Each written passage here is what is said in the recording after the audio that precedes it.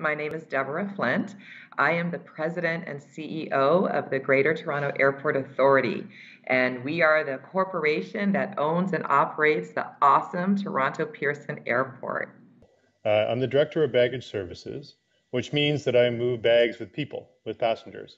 As part of the welcome team, what we do is we walk around, and the first thing we do is we put smiles on people's faces. I am an air traffic controller, and I work in the tower right in the middle of the airport. Well, my team of wildlife control officers and I are actively involved in trying to keep the airport safe by reducing the amount of wildlife collisions between the birds and the airplanes.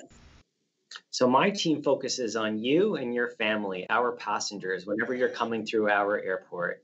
And we look to find different ways to get you through as quickly and as efficiently as possible. And then when you make it through security on to the other side, we try and find fun activities for you to do. My name is Judy Cameron, and I was the first female pilot to be hired by Air Canada on April 10th, 1978.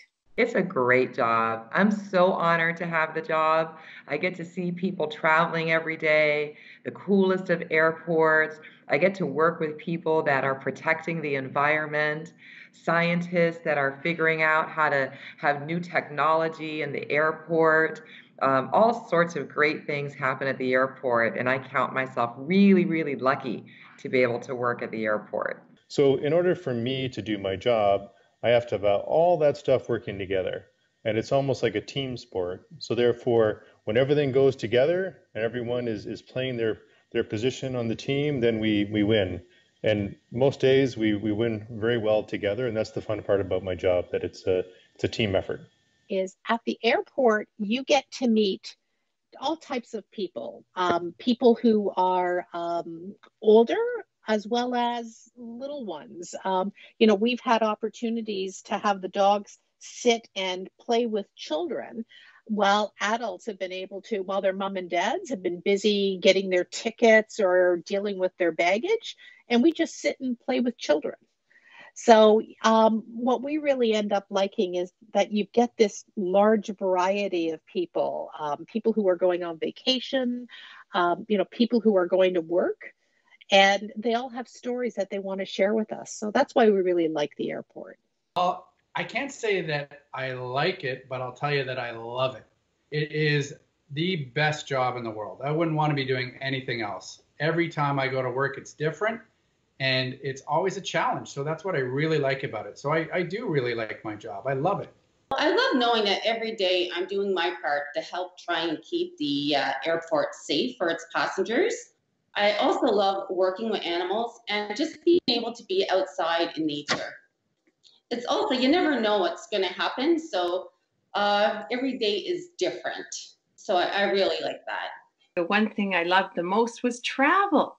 I got to see the most amazing sights. The most important memory of an airport to me, and that was a time when I was flying back. I had moved to Africa, actually, with my family.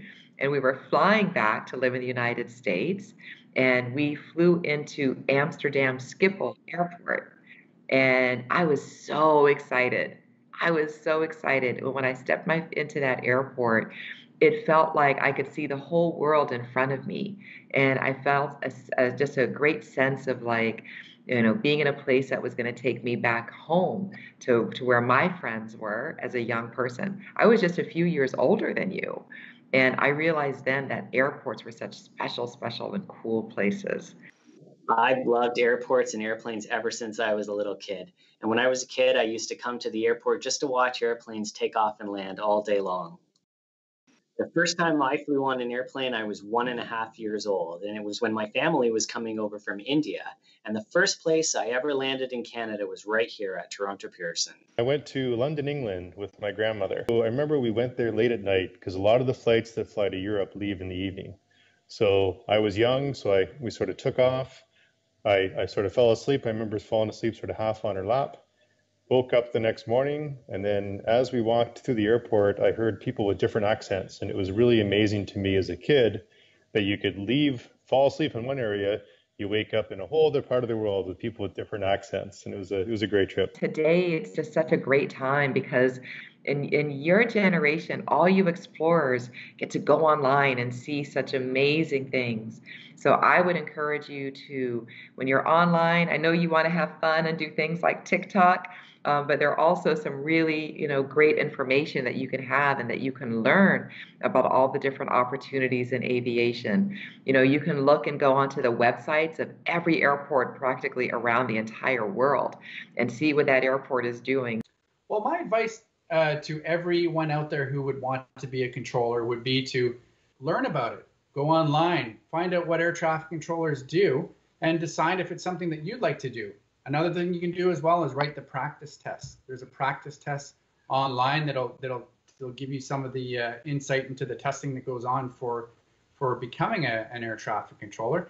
And then the last thing would be to once you've decided to do something, really put your mind to it and follow your dreams. And if you want to be one, you can be one.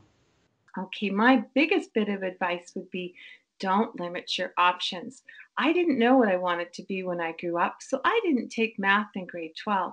When I became interested in becoming a pilot, I had a year of university, but I had to go back to school. I had to take math in summer school so that I could go to my aviation college.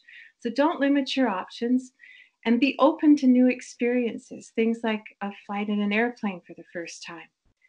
Make sure you just look around you. There's lots of opportunities. Don't let anyone stop you. Don't accept the word no. Don't listen to people if they say you're a girl, you can't do this, there aren't any female pilots. Don't listen to them. Do what you want to do. Listen to yourself and believe in yourself. We're always here to help. So the next time that you're traveling through, pop by and say hi, even if it's just to ask us a question or talk to some of our staff at the customer service counters. We've got some volunteers wearing bright blue vests that are always around to help you through and just to make your experience a little better.